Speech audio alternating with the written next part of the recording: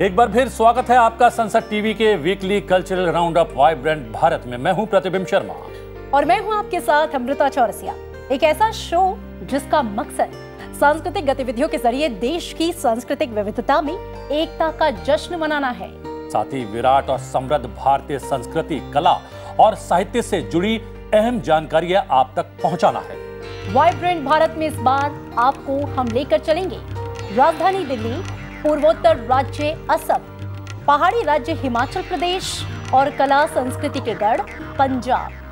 तो आइए चलिए शुरू करते हैं वाइब्रेंट भारत का आज का सफर।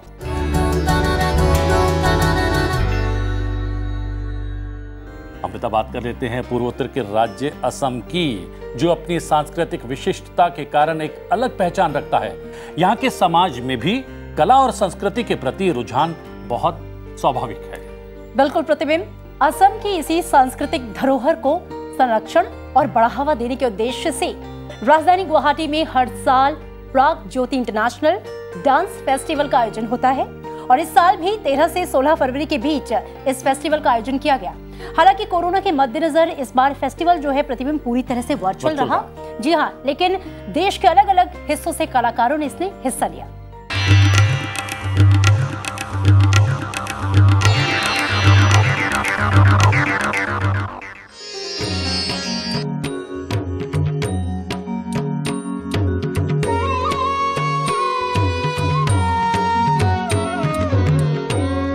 चंदन चर्चित नील कलेवर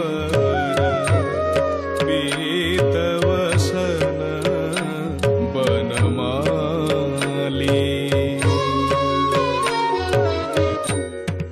असम के प्रतिष्ठित डांस फेस्टिवल में से एक प्राग ज्योति इंटरनेशनल डांस फेस्टिवल के 12वें एडिशन का 13 से 16 फरवरी के बीच आयोजन किया गया।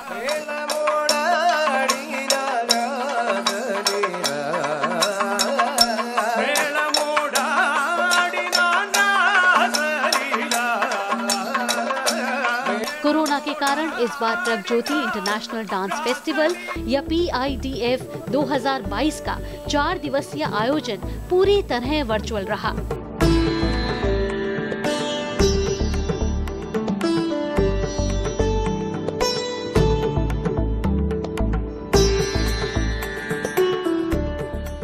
प्राग ज्योति अंतर्राष्ट्रीय नृत्य महोत्सव साहित्य, कला, संस्कृति को बढ़ावा देने वाली संस्था कल्पा द्वारा आयोजित एक सालाना उत्सव है। प्रिय चारुशिले मुंचमयी मानमनिदानम, प्रिय चारुशिले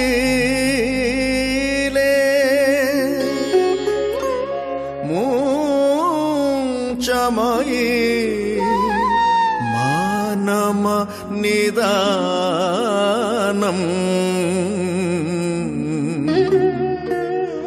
सपदि मदनानलो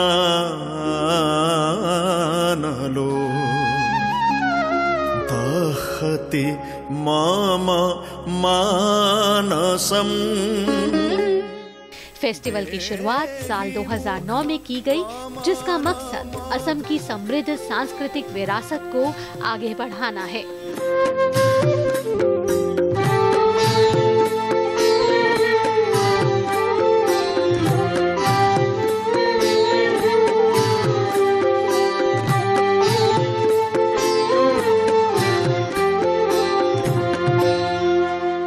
हर साल प्राग ज्योति इंटरनेशनल डांस फेस्टिवल में भारत के अलग अलग हिस्सों से कलाकार हिस्सा लेते आए हैं।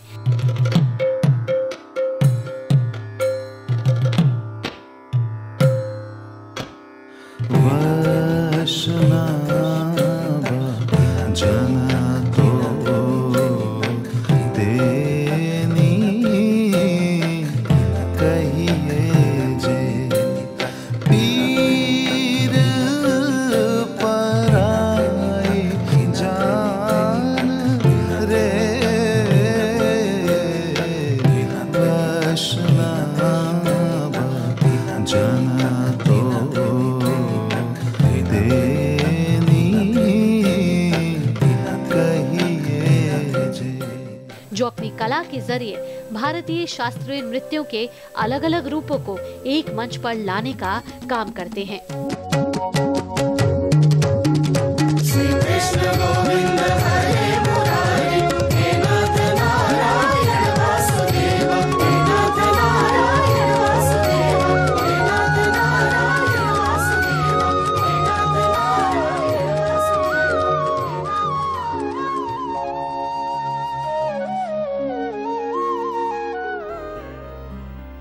और चलिए प्रतिबिंब, अब आपको लेकर चलते हैं पहाड़ी राज्य हिमाचल प्रदेश की राजधानी शिमला।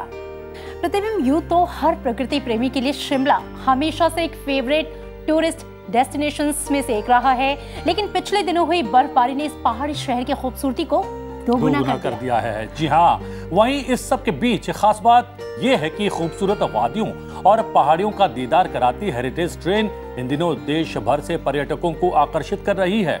तो देर किस बात की, लेते हैं हेरिटेज ट्रेन के जरिए शिमला की खूबसूरती का लुत्फ और जानते हैं इस टॉय ट्रेन के वर्ल्ड हेरिटेज बनने की कहानी को।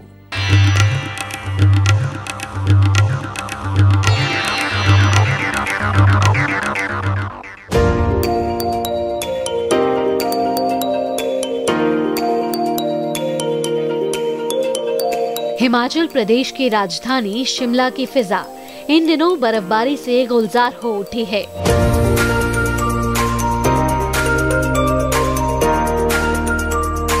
चारों ओर बर्फ का नजारा, उस पर सुंदर पहाड़ियों के बीच लोगों को सफर कराती हेरिटेज ट्रेन पर्यटकों के खास आकर्षण का केंद्र है।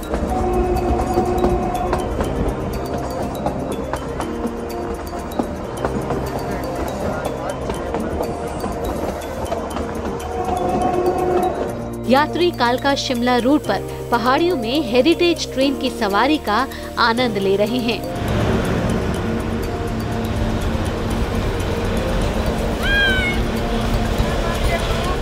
देवदार के घने पेड़ों और वादियों से होकर गुजरती ट्रेन पहाड़ की खूबसूरती की झलक बिखेरती है।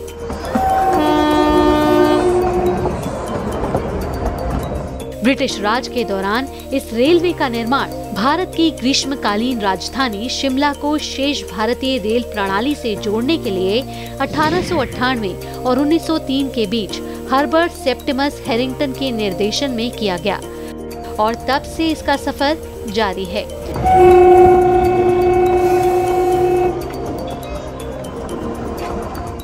छियानवे किलोमीटर लंबे रेल मार्ग में 18 स्टेशन वाले कालका शिमला रेल को KSR के नाम से भी जाना जाता है, जिस पर 103 सुरंगें सफर को और भी रोमांचक बनाती हैं।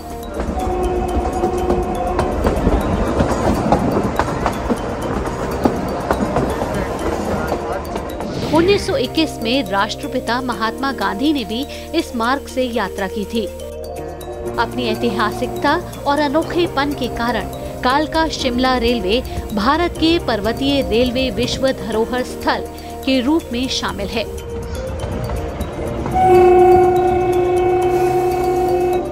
यूनेस्को के दल ने कालका शिमला रेल मार्ग का दौरा करके हालात का जायजा लेने के बाद कहा था कि दार्जिलिंग रेल सेक्शन के बाद यह एक ऐसा सेक्शन है जो अपने आप में अनोखा है और आखिरकार जुलाई 2008 को इसे वर्ल्ड हेरिटेज घोषित किया गया।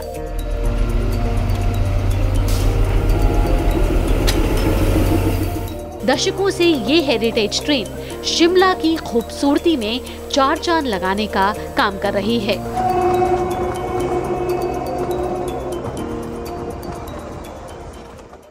और अमृता, अब समय है सवाल जवाब का।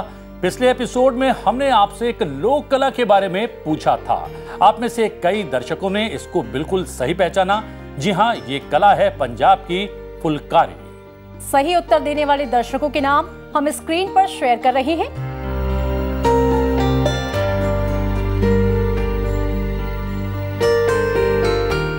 आइए जानते हैं इसके बारे में।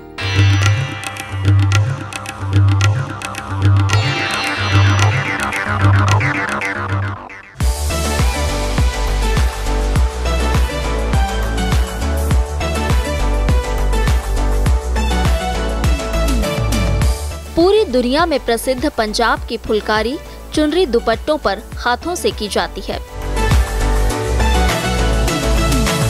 फूल और कारी से बने शब्द का मतलब फूलों की कलाकारी है। हालांकि डिजाइनों में न केवल फूल शामिल हैं, बल्कि रूपांकनों और ज्यामितीय आकृतियों को भी शामिल किया गया है। शुरुआती दौर में फुलकारी हर तरह के कपड़ों पर की जाती थी, लेकिन बाद में ये सिर्फ स्कार्फ्स और शॉल्स तक ही सीमित हो गई और कभी कभी शूज, बेल्ट्स और बैग्स जैसे एक्सेसरीज पर भी इन्हें देखा गया।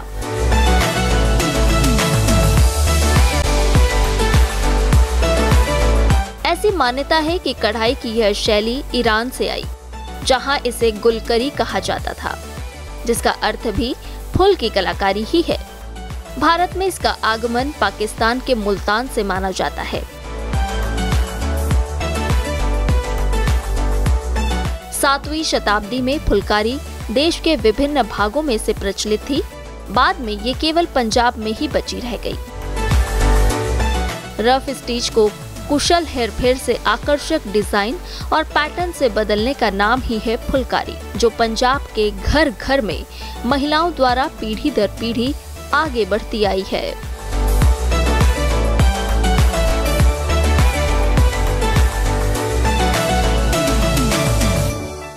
और इस सप्ताह के लिए आपका सवाल, आपको बताना सिर्फ इतना है कि स्क्रीन पर दिखाई जा रही कला या कलाकार किस राज्य और कला से संबंधित है। आप अपना जवाब स्क्रीन पर दिए गए पते पर लिखकर भेज सकते हैं। सही जवाब देने वालों के नाम हम अपने अगले एपिसोड में शेयर करेंगे। और इसके अलावा अगर आपके पास भी कोई ऐसा महोत्सव, लोक पर्व या खास आयोजन होता हो जिसमें देश की संस्कृति की झलक मिलती हो, तो उसकी जानकारी और संबंधित वीडियो हमें मेल करें। अच्छे वीडियोस को हम आपके नाम के साथ अपने कार्यक्रम का हिस्सा जरूर बनाएंगे। और चलते चलते आपको छोड़कर जाते हैं राष्ट्रपति भवन के मुगल गार्डन के खूबसूरत नजारों के साथ। बिल्कुल प्रतिबिंब, अपने दर्शकों को हम ये जानकारी दे दें कि मुगल गार्डन जो है वो आम दर्शकों के लिए 12 फरवरी से खोला जा चुका है। और मुगल गार्डन में आपको अलग अलग तरह के गार्डन्स जो है वो देखने को मिलेंगे।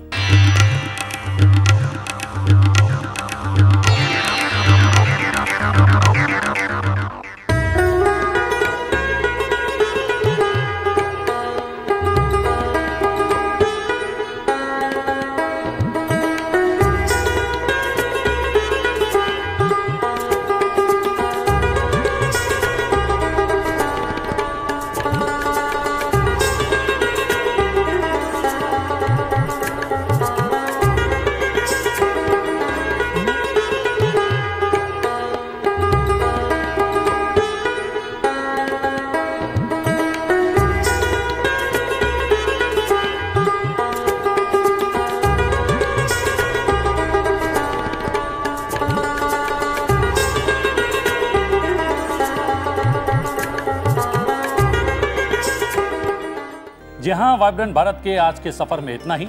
वाइब्रेंट भारत में आपसे फिर मुलाकात होगी देश और दुनिया की कला और संस्कृति से जुड़ी तमाम खबरों के साथ। दीजिए इजाजत। नमस्कार। नमस्कार।